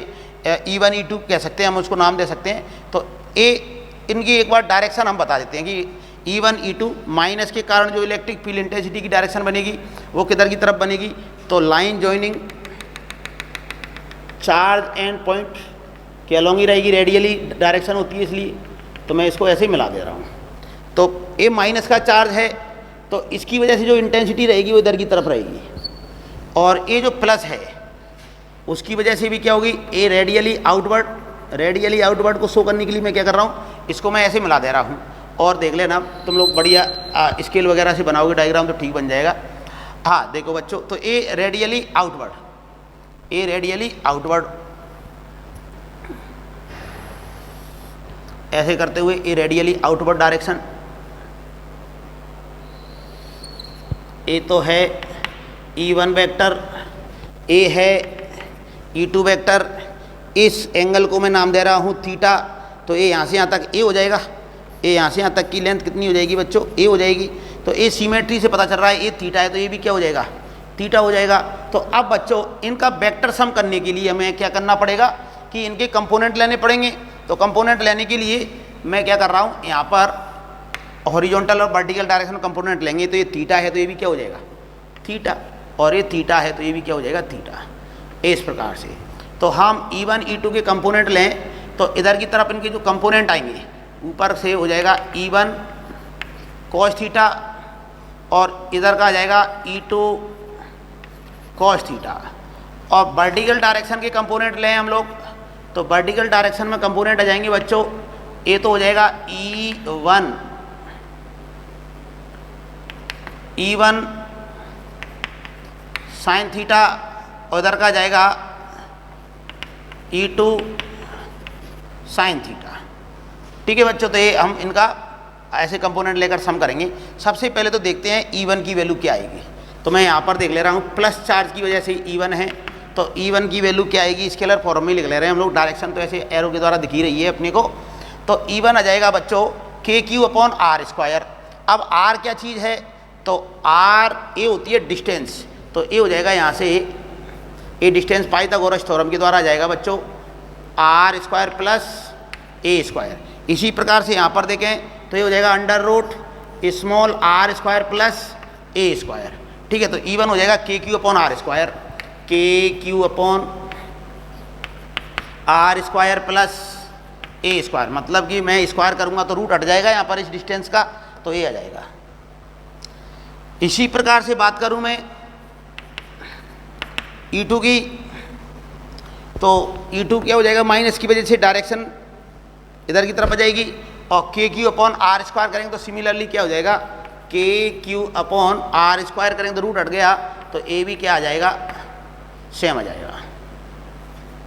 मतलब E1 E2 का मैग्नीट्यूड क्या आ रहा है बच्चों, सेम आ रहा है। मतलब दोनों रिजल्ट्स में क्या लिख सकता हूँ कि E1 वेक्टर का मैग्नीट्यूड और E2 वेक्टर का मैग्नीट्यूड बराबर आ रहा है यहाँ पर पॉइंट P पर। तो अब देखें हम लोग, ऐसी कंडीशन में इनके क्या होंगे, वर्टिकल कंपोनेंट क्या हो जाएंगे, एक दूसरे को कैंसिल आउट कर देंगे क्योंकि अपोजिट डायरेक्शन में है और इक्वल मैग्नीट्यूड के हैं, और ए कंपोनेंट क्या हो जाएंगे बच्चों, ऐड हो जाएंगे। तो ए कंपोनेंट ऐड हो जाएंगे तो इनका जो रिजल्टेंट आ रहा है वो उसकी डायरेक्शन किधर की तरफ होगी, कि P वेक्टर की डायरेक्शन किधर की तरफ है, माइनस से प्लस की तरफ, और इसकी डायरेक्शन किधर की तरफ होगी, अपोजिट डायरेक्शन में। तो ये हो जाएगा कि P इक्वेटोरियल,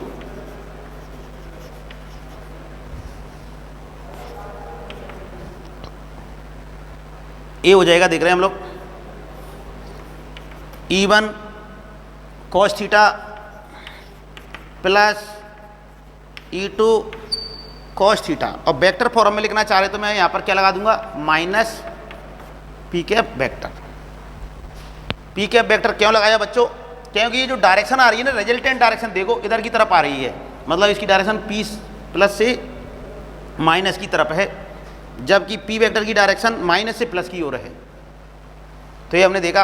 अब इस रिजल्ट से मैं क्या कर सकता हूँ, इनको बराबर है यार, तो मैं डायरेक्ट ही लिख दूँ। तो ये क्या हो जाएगा, P इक्वेटोरियल इक्वल टू, अब E1 E2 इक्वल है तो मैं एक किसी की वैल्यू लिख दूँ, KQ/r² + a² cos थीटा। अब एक बार cos थीटा की वैल्यू भी मैं यहाँ पर देख ले रहा हूँ क्या आ जाएगी। cos थीटा बराबर होता है base upon hypotenuse, base upon hypotenuse. तो ये तो हो जाएगा परपेंडिकुलर, तो बेस क्या हो गया, ए हो गया, यहाँ से यहाँ तक ए, तो ए अपॉन हाइपोटेनस हो जाएगा बच्चों √r² + a²। और ये वैल्यू मैं यहाँ पर पुट कर दे रहा हूँ, ए अपॉन √r² + a²। और डायरेक्शन बताने के लिए यूनिट वेक्टर लगा रखा है, उसको लगा देंगे ऐसे करते हुए। एक बार फिर से अगेन हम क्या करेंगे, इसको Q इंटू 2 को मैं इसके साथ एडजस्ट करके लिख दूंगा जिससे P की टर्म्स बन जाए। तो अब हम क्या चर्चा कर रहे हैं, मैं इसको रब कर दे रहा हूं बच्चों इस डायग्राम को,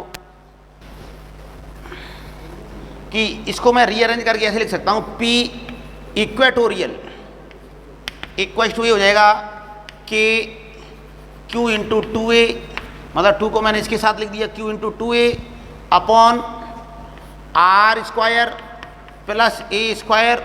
अब बच्चों एक पावर तो ए हो गई, R square plus A square की 1 पावर तो यहाँ से हो जाएगी, हाफ ये हो जाएगी, मतलब रूट का मतलब होता है पावर हाफ, तो ये हो जाएगी जुड़कर 3/2 और ये हो जाएगा माइनस का पी कैफ वेक्टर। ए क्या बन गया, ए बन जाएगा पी। तो एक बार देख ले रहे हैं हम लोग कि ओहो ये यहाँ पर आएगा ई, सॉरी ये सारी जगह गलत लिख रखा है क्या, एक बार बच्चों ध्यान दें हम लोग, यहाँ पर एक गलती हो गई, ए ई इक्वेटोरियल है, ठीक है, ये सभी जगह पर हम सही कर लेंगे, वो ध्यान नहीं रहा। इलेक्ट्रिक फील्ड कहाँ पर, इक्वेटोरियल पॉइंट पर, तो ये हो जाएगा ई इक्वेटोरियल इक्वल टू ऐसा, और आगे और सॉल्व करके लिखे हम लोग, तो ई इक्वेटोरियल वेक्टर इक्वल टू हो जाएगा बच्चों K P, Q into 2a क्या हो जाता है, इलेक्ट्रिक डाइपोल मोमेंट पी हो जाएगा upon R square plus A square की पावर 3/2। और बच्चों आगे चर्चा करें हम लोग, तो इस पी वेक्टर को मैं पहले ही बता चुका हूँ कि क्या लिख सकते हैं हम लोग, माइनस का पी वेक्टर अपॉन पी, ऐसा लिख सकता हूँ। तो इसको मैंने लिख दिया पी माइनस का पी अपॉन पी, पी से पी कट जाएगा। और फिर से अगेन मैं क्या कर रहा हूँ कि आर बहुत बड़ा है, ए बहुत छोटा है, तो यहाँ पर R square plus A square क्या हो जाएगा, ए आर स्क्वायर ही हो जाएगा, और पावर की पावर लगी होती है तो पावर मल्टीप्लाई हो जाती है। तो इन सभी बातों का ध्यान रखते हुए ए इक्वेटोरियल पॉइंट पर इंटेंसिटी आ जाएगी कितनी, माइनस को मैं आगे लिख दूँ तो minus k p vector upon are cube. तो this is the final answer कि इक्वेटोरियल पॉइंट पर इंटेंसिटी क्या होगी। तो इक्वेटोरियल पॉइंट पर, इक्वेटर पर कोई भी पॉइंट है उसकी इंटेंसिटी ए होगी बच्चों। अब देखो यहाँ पर माइनस साइन क्या शो कर रहा है, माइनस साइन ये शो कर रहा है कि अगर पी की डायरेक्शन इधर की तरफ है, पी की डायरेक्शन इस ओर है इधर की तरफ, तो इक्वेटर पर कोई सा भी पॉइंट लें उसकी डायरेक्शन इधर की तरफ रहेगी बच्चों। ई इक्वेटोरियल की डायरेक्शन हमेशा किधर की तरफ रहेगी, अपोजिट डायरेक्शन में रहेगी। तो ये अपोजिट डायरेक्शन को शो कर रहा है माइनस का साइन। तो ये हमने देखा, दो रिजल्ट देखे हैं, एक बार फिर से अगेन दोनों रिजल्ट को मैं एक साथ लिख रहा हूँ।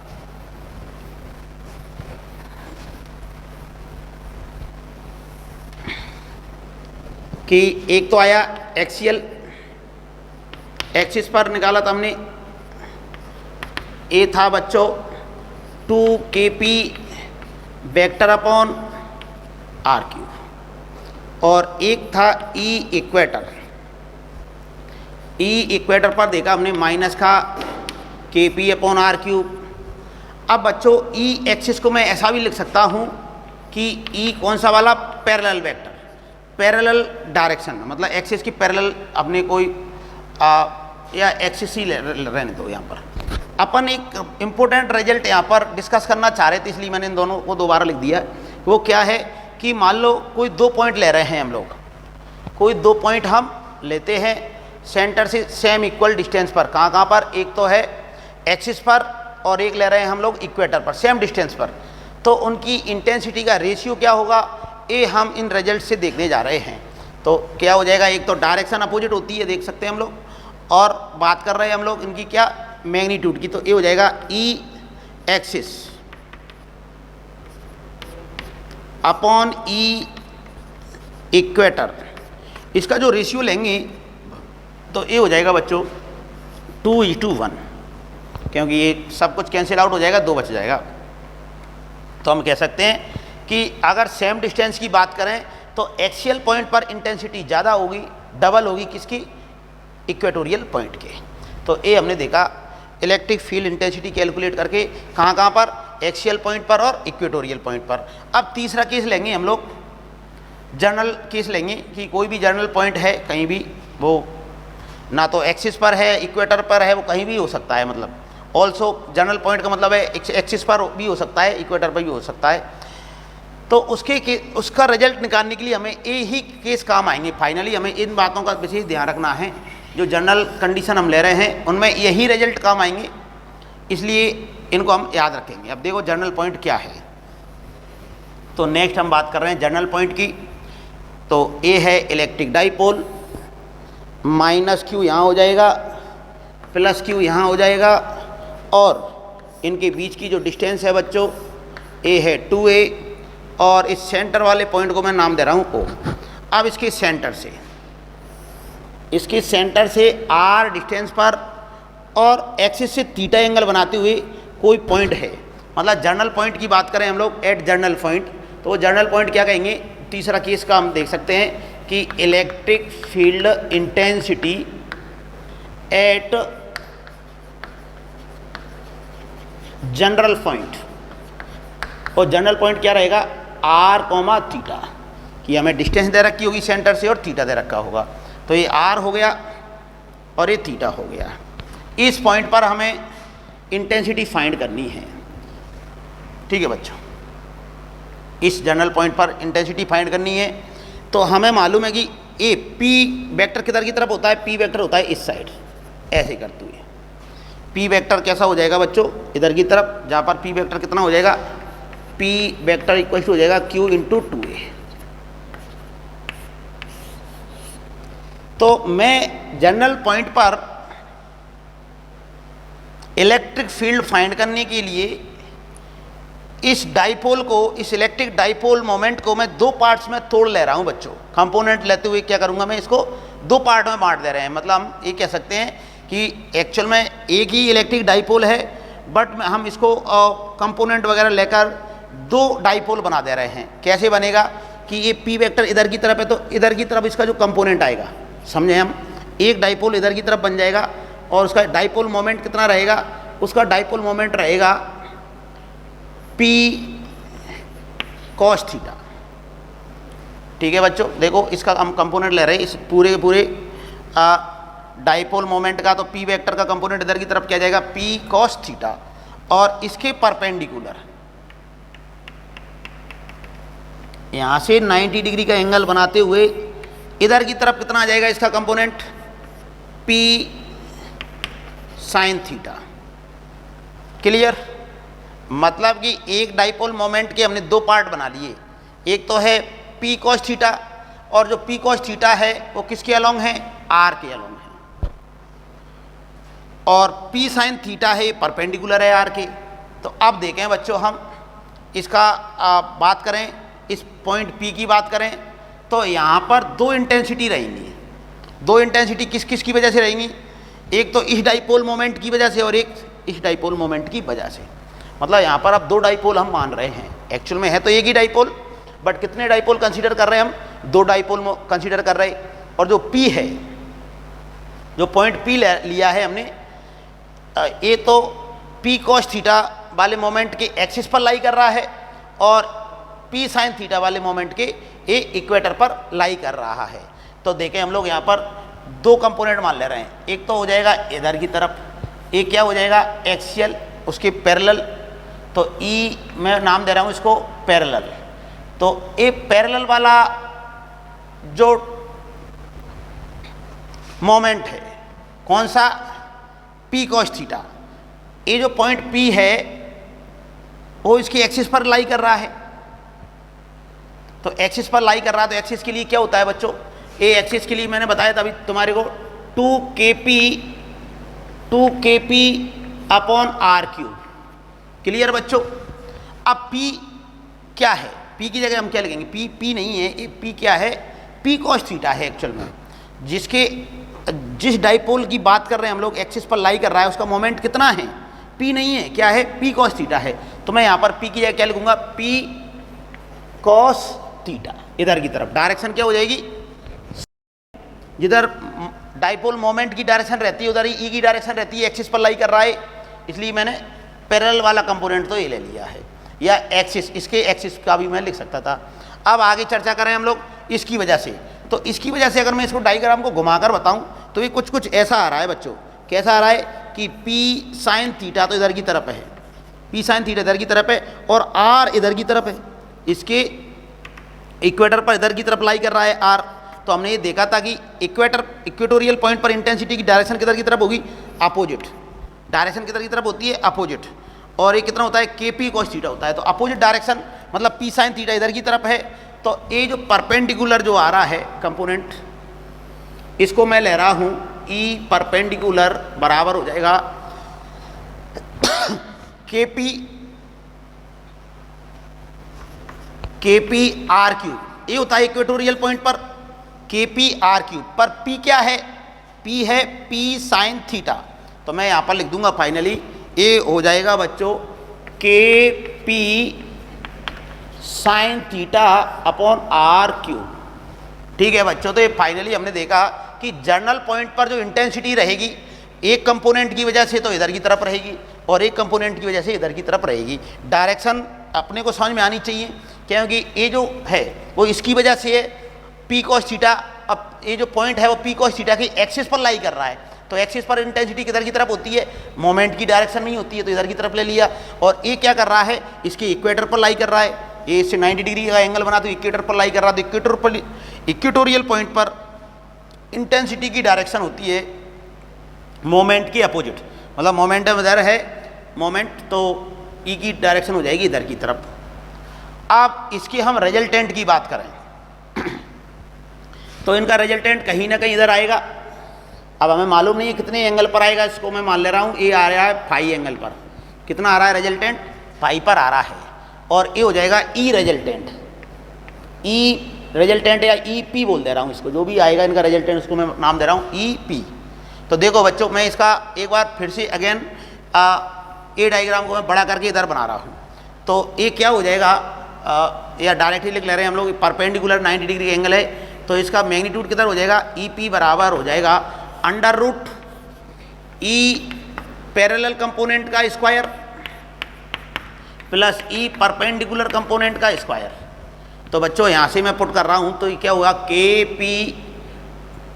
पी आर क्यूब, ये तो आ जाएगा कॉमन, के पी आर क्यूब ये तो बाहर आ जाएगा। और अंदर क्या रह जाएगा बच्चों, अंदर रह जाएगा इसका जब स्क्वायर करेंगे तो 2 का स्क्वायर तो हो जाएगा 4 कॉस स्क्वायर थीटा प्लस के पी आर क्यूब बाहर आ गया, तो क्या रहेगा अंदर, साइन थीटा, साइन थीटा। ठीक है बच्चों, इसको और भी आगे हम सॉल्व कर सकते हैं। कैसे सॉल्व कर सकते हैं कि इसको मैं लिख सकता हूँ K P R cube square root इस 4 कॉस स्क्वायर को लिख सकता हूँ मैं 3 cos square theta plus cos square theta, मतलब इसको ऐड करें तो वापस यही आ जाएगा, और प्लस यहाँ पर ये साइन स्क्वायर आएगा, तो ये हो जाएगा साइन स्क्वायर थीटा। अभी बच्चों ये क्या बन जाता है, ए बन गया अपने पास फॉर्मूला किसका, A1 हो जाता है। तो ये फाइनली जर्नल पॉइंट की बात करें तो जर्नल पॉइंट की बात करें हम लोग, तो ये हो जाएगा जर्नल पॉइंट पर कि E P equals to K P R Q under root 1 + 3 cos square theta. तो ये रिजल्ट अपने को याद रखना है। अब देखें हम लोग, अगर बच्चों मैं एक्सिस की बात करूं, अगर ये जर्नल पॉइंट कहाँ पर लाई कर रहा है, एक्सिस पर लाई कर रहा है, तो थीटा की वैल्यू क्या हो जाएगी, 0।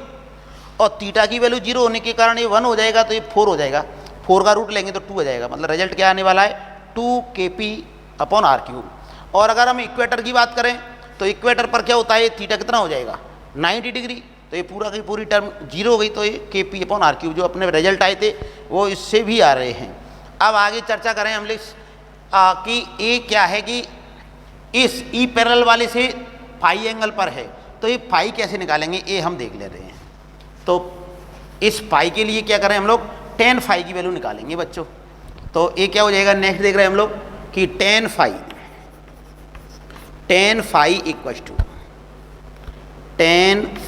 इक्वल टू क्या हो जाएगा, देख रहे हैं कि यहाँ पर एक, इसको मैं जूम करके इधर की तरफ बना दे रहा हूँ, एक ई पैरेलल इधर है, ई परपेंडिकुलर इधर है, और ऐसे ये ट्राइंगल बन रहा है, ऐसे ये ट्राइंगल बन रहा है और ये है एंगल फाई। तो टेन फाई बराबर क्या हो जाएगा, E perpendicular, E perpendicular, E perpendicular ही है और upon E parallel.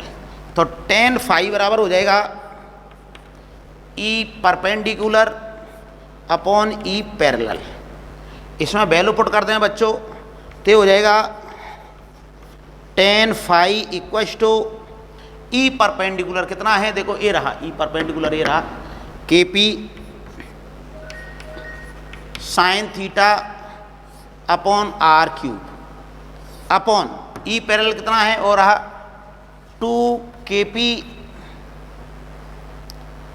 P cos theta upon are cube. R cube से आर क्यूब कैंसिल आउट हो गया, के से के भी कैंसिल आउट हो गया, पी से पी भी चला गया। तो यहाँ पर क्या बचा, यहाँ पर बचा टेन फाई इक्वल्स टू आप टेन थीटा। तो इस प्रकार से हम इनमें रिलेशन निकाल सकते हैं, ये टेन थीटा। ठीक है बच्चों, ये पाई के लिए ऐसा है।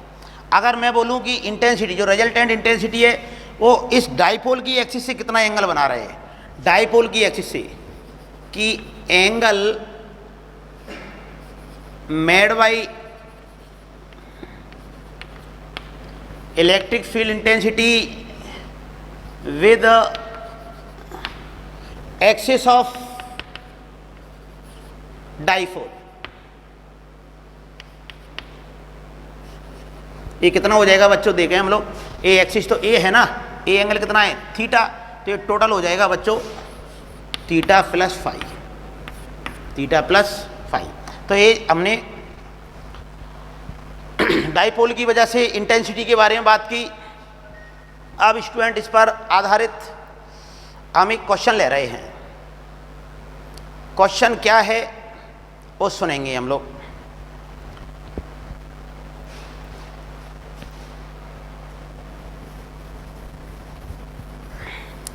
कि हमें एक ऐसे पॉइंट के द्वारा एंगल फाइंड करना है जिस पर इंटेंसिटी डाइपोल के एक्सिस के परपेंडिकुलर रहती है। क्वेश्चन है find the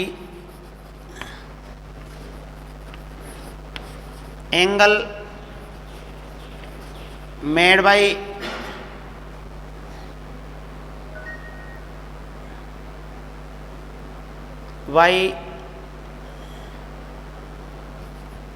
position, find the angle made by position vector of a point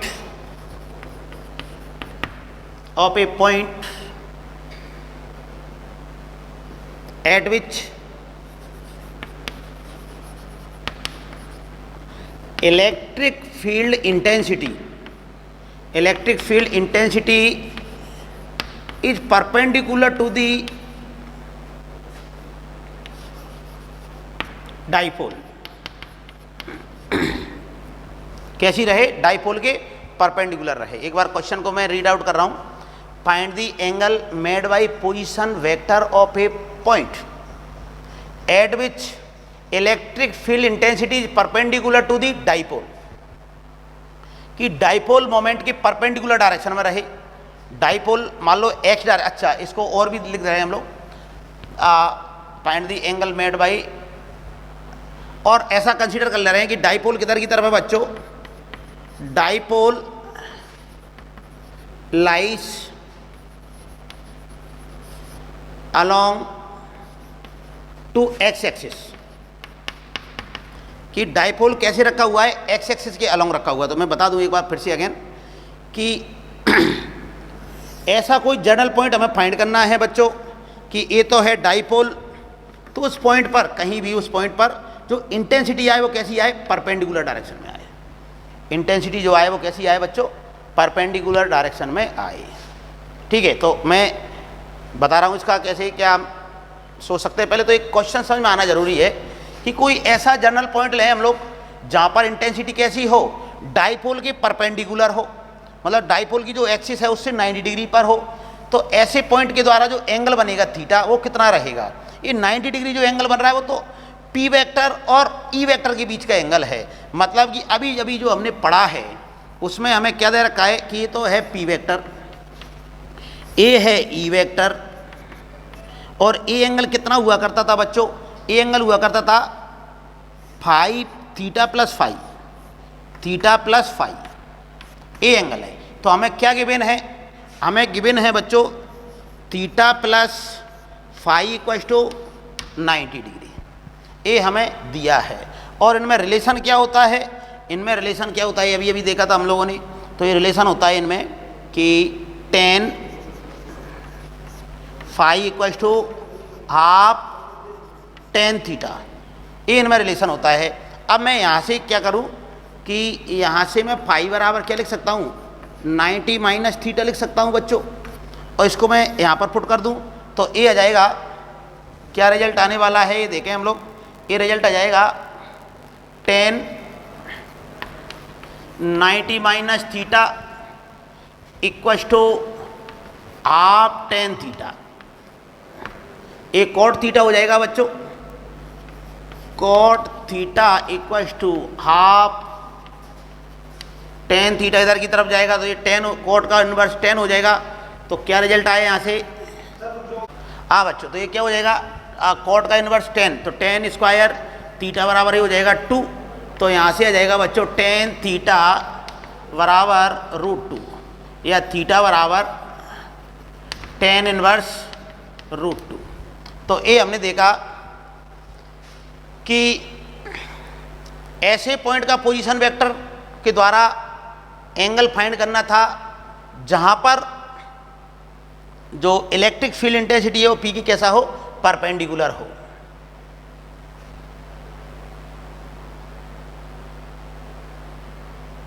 ठीक है बच्चों, और इसमें ये जो एंगल है वो कहाँ से निकालना था हमें, एक्सिस ऑफ डाइपोल से निकालना था। अगर ये क्वेश्चन में पता नहीं चल रहा है तो एक बार देख लेते हैं। Find the angle made by position vector of a point with axis of dipole, axis of dipole, एक क्वेश्चन में गिवन आएगा एक्सिस ऑफ डाइपोल। ठीक है, अब देख रहे हैं हम लोग एक लास्ट क्वेश्चन, आज का एक लास्ट क्वेश्चन हम ले रहे हैं, उसको समझेंगे हम लोग कि क्या है। कि इसी क्वेश्चन की हेल्प से हम एक क्वेश्चन और बना रहे हैं। क्या क्वेश्चन बना रहे हैं, find the locus of such point, find the locus, locus of such points at which electric field intensity is perpendicular to the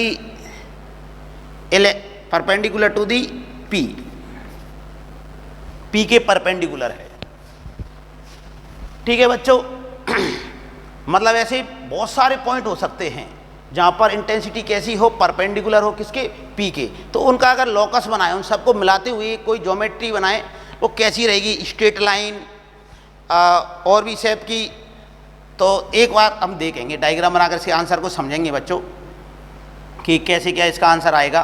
तो एक बार अपने को ये रिजल्ट तो पता है ना कि उस पोजीशन वेक्टर द्वारा एंगल कितना बनता है, इतना बनता है। तो ए है डाइपोल में इलेक्ट्रिक डाइपोल, ये हो जाएगा Q, ये हो जाएगा प्लस Q, और ये पोजीशन वेक्टर था वो यहाँ से कितना एंगल पर था बच्चों, ये बना रहा था यहाँ से जो भी 10 थीटा इक्वल टू √2 पर था ये। ठीक है, अब मैं इस लाइन को रोटेट कर दूँ, मैं इस लाइन को रोटेट कर दें तो क्या बनेगा, यहाँ से एक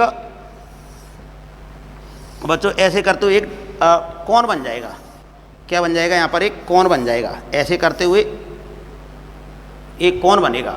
और इस पर जो ये जो एंगल है किस प्रकार से, एंगल इस टाइप का है कि tan थीटा बराबर क्या हो, √2 हो। तो इन पर सब पर जो E की वैल्यू रहेगी वो कैसे रहेगी, परपेंडिकुलर रहेगी। सभी पॉइंट पर परपेंडिकुलर रहेगी। ई कैसे रहेगा? 90 डिग्री पर रहेगा। तो इसका जो आंसर आया, फाइनली जो आंसर है वो क्या रहेगा? कौन। उस लोकस का नाम क्या रहेगा बच्चों? कौन रहेगा। तो आज हमने इलेक्ट्रिक डाइपोल से related electric field intensity find की। कल इलेक्ट्रिक डाइपोल से रिलेटेड कुछ और टॉपिक्स की चर्चा करेंगे, जैसे कि इस पर टॉर्क वगैरह कितना लग रहा है, कितना क्या वर्क डन हो रहा है। तो बच्चों आज के लिए इतना ही सफिशिएंट, बाकी की चर्चा कल करेंगे। Thank you.